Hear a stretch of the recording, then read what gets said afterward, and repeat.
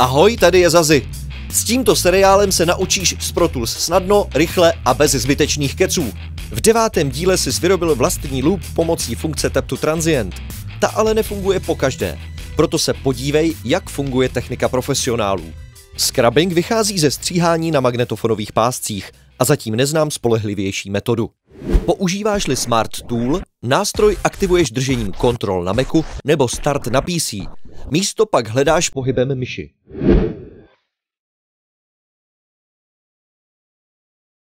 Podobně jako v minulém díle si pomocí šipek dolů a nahoru najdeš během přehrávání přibližný začátek a konec výběru.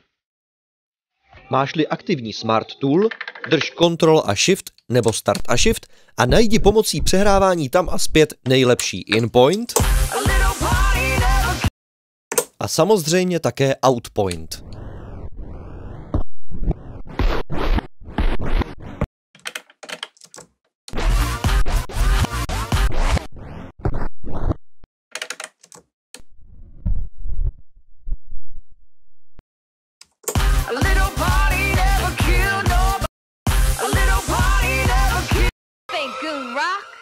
Are you ready?